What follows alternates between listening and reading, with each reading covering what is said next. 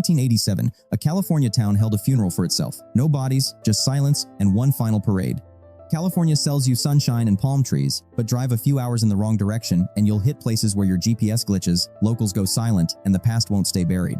We're talking 10 real ghost towns with abandoned mines, unsolved murders, and energy so strange it'll make your skin crawl. Here's the hook. One town is legally cursed by the state government. Another? Lights turn on at night even though nobody's lived there since the 60s. And if you take anything from one of these places, locals swear you'll regret it. Subscribe to GlobeWisp because knowing where not to go might actually save your life. Let's dive in. Number 10. Eastwood. California's got tech empires and wine valleys, but it also has Eastwood, the ghost town so irrelevant it never made it to ghost status. On paper, Eastwood had everything. Natural springs, decent elevation, proximity to Julian's gold boom, a few cabins got built, a trail was cut, there was talk of a church, then silence, people left. The forest reclaimed everything. Today, Eastwood lives in bureaucratic limbo. It's still listed on old county maps, but ask San Diego County for records and good luck. Property lines? Vague. Ownership? Mystery. Governance? Non-existent. Like even the county's scared to finalize the paperwork. There's a theory that Eastwood's vanishing was intentional. A paper trail that just stops. Some say it was bought out quietly. Others think something happened that made everyone walk away fast. All that's left are stone foundations, a half-buried wagon axle, and unsettling silence. Wildlife returned. Hikers passed through, but nobody stays overnight. Not twice. Dig into old sheriff logs from the 60s and 70s and you'll find strange entries. Campfire lit, no sign of campers. Animal sounds described as human screaming. Lanterns seen moving through gulch. No person identified.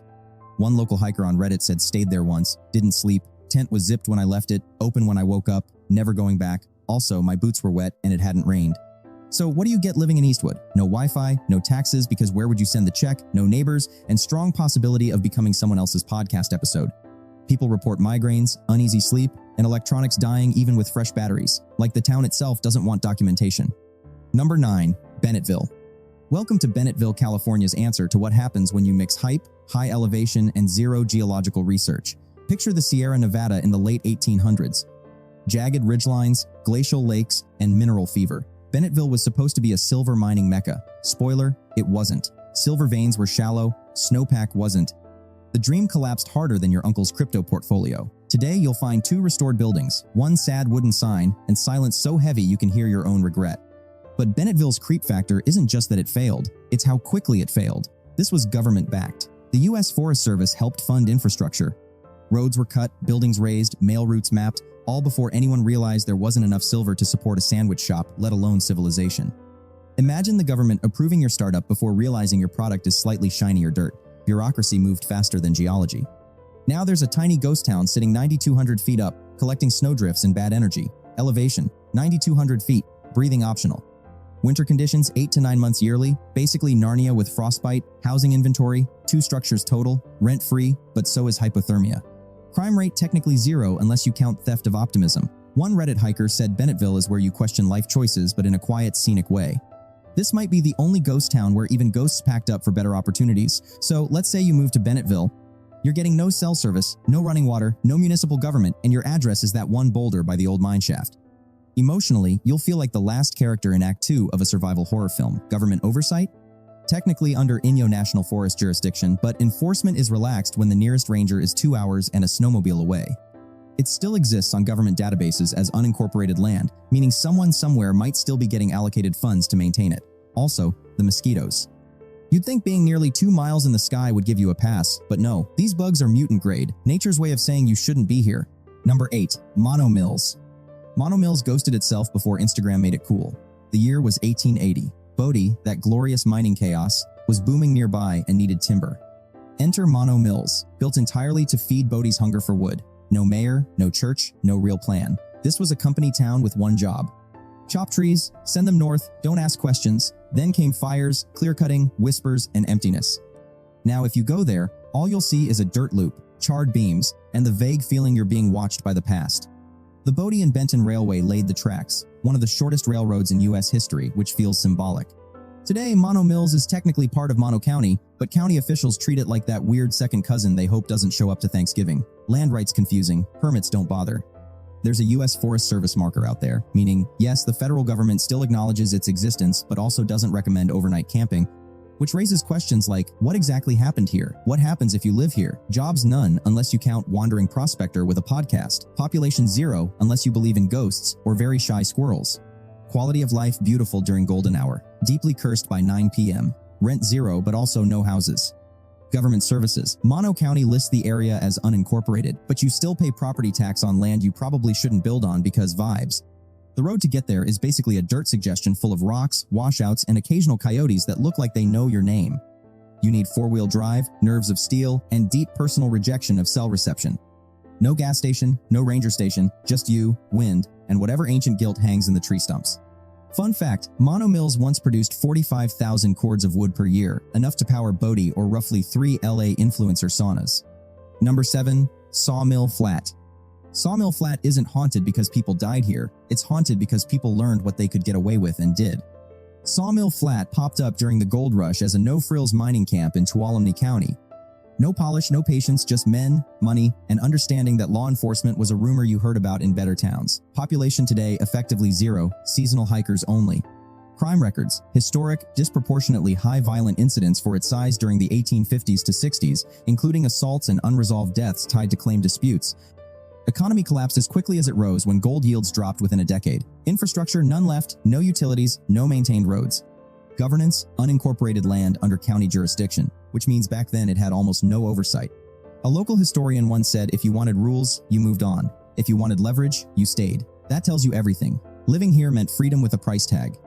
No rent, no taxes, no mayor, also no protection. When disputes happened, they didn't go to court, they went to the riverbank. Financial upside existed briefly, emotional cost permanent.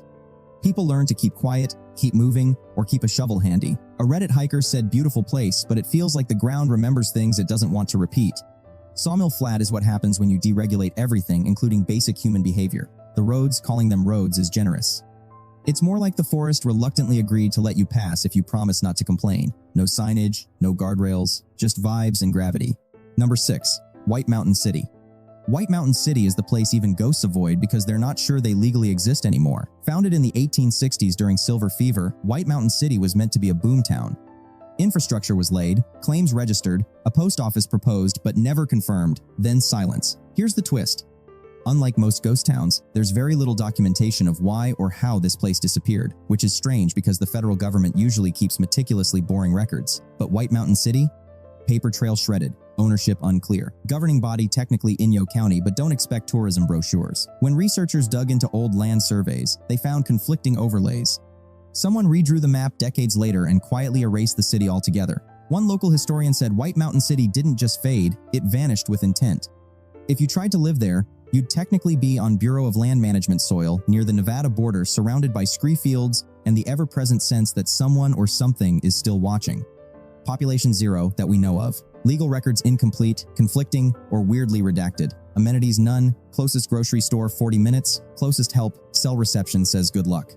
Job market unless you're a tumbleweed or archaeologist, hard pass. Crime rate 0, but not because nothing happens, because nothing gets reported. Your GPS stops working, and your government-issued survival instinct kicks in. There are no signs, no markers. Half the time Google Maps points you to a gravel pit. It's like the place gaslights you in real time.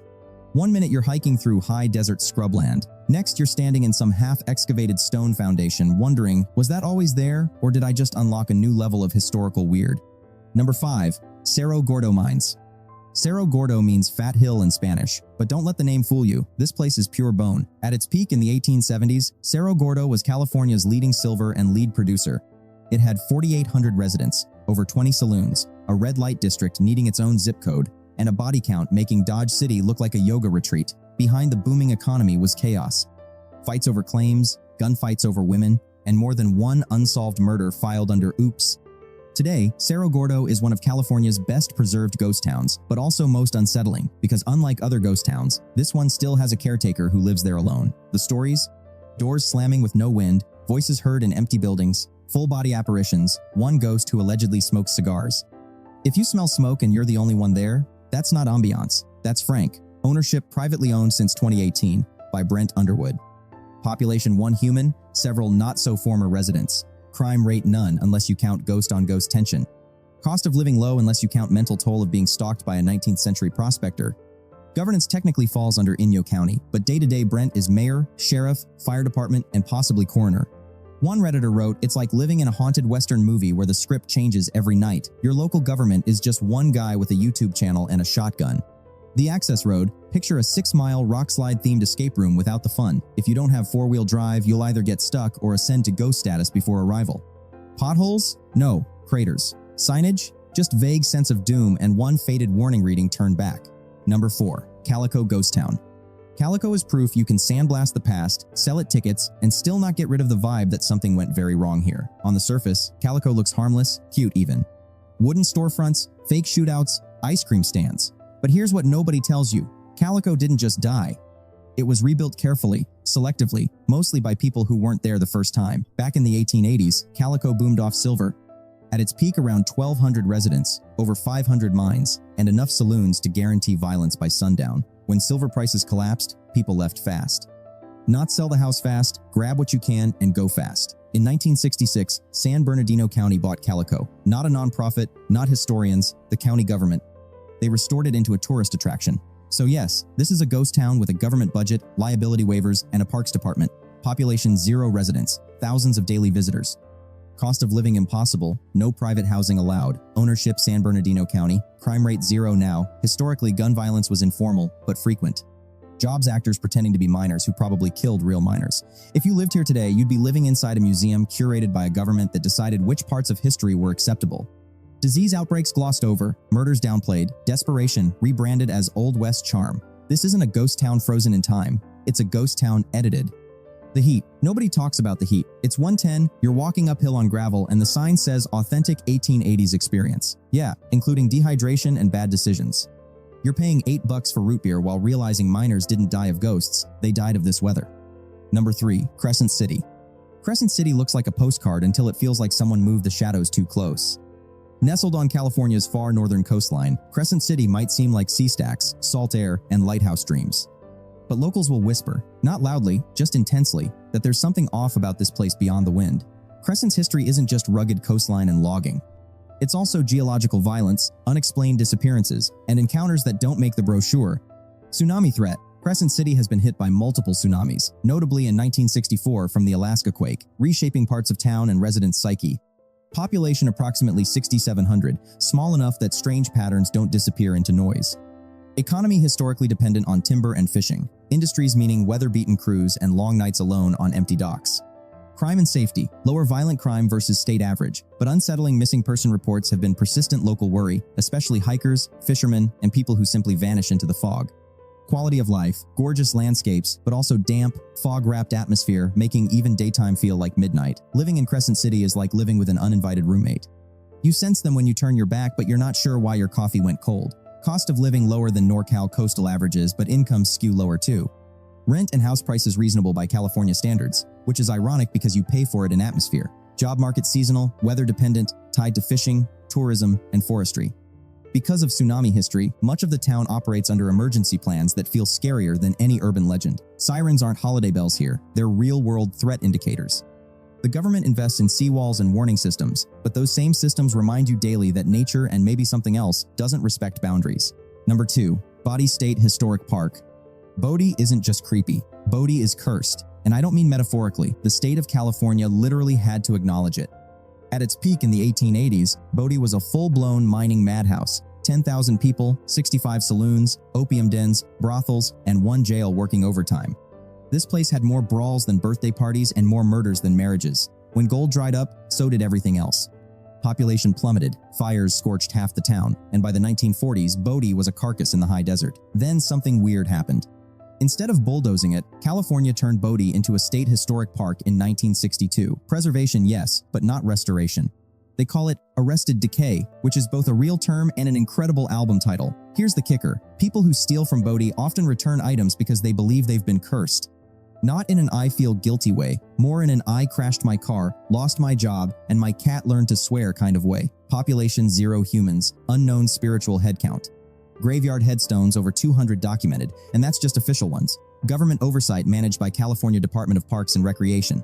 Preservation budget estimated $1 million annually for minimal intervention. Crime rate 0, but also no living residents to commit any. Job market, unless you're a park ranger or ghost tour guide, not great. Bodie is the only town where ghosts follow government guidelines. Like sure, we'll haunt you, but only during posted hours. If you could somehow live in Bodie, you can't legally unless you're state staff. You'd be living in a place so isolated, so frozen in time that you'd forget what decade you were in until you try checking your phone and realize there's no service, just a chill that doesn't explain itself. The government here doesn't just mow the lawn, they preserve the decay. They leave dishes on tables in abandoned houses. Newspapers from 1912 still rest on broken floors. The state's job is literally maintaining slow-motion apocalypse. Number 1. Panamint City. Panamint City isn't abandoned, it's just unfinished, like the desert paused the story and never hit play again. Panamint City sits high in the Panamint Range overlooking Death Valley like it's guarding a secret. In the late 1870s, it exploded overnight after a silver strike.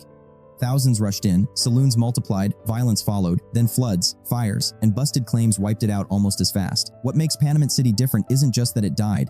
It's that getting there is still dangerous. Locals don't warn you because it's spooky. They warn you because people get stranded, injured, or disappear trying to reach it. Population 0 permanent residents. Access 6+ miles of steep, washed-out mining road. 4-wheel drive mandatory. Climate extreme. Freezing nights. Brutal heat. Sudden storms. Job market none. Governance federal land overseen by National Park Service. No services, no rescue guarantees, no forgiveness. Yes, the US government technically manages the land. No, that does not mean help is nearby. Rangers will straight up tell you if you go unprepared, you're on your own. A local hiker said Panamint City doesn't feel haunted. It feels territorial. That's worse. Living here would mean total isolation. No utilities, no cell service, no emergency response. Rent is free, but the cost is constant risk. Historically, Panamint City had frequent violent disputes over claims, minimal law enforcement, sudden abandonment after environmental disasters. Today, the danger isn't crime. It's exposure, dehydration, hypothermia, mechanical failure. The desert doesn't care if you meant well. The road, calling it a road, is optimistic. It's more like the mountain daring you to try. Loose rock, blind drops, no guardrails. If your car breaks down, congratulations, you now live there.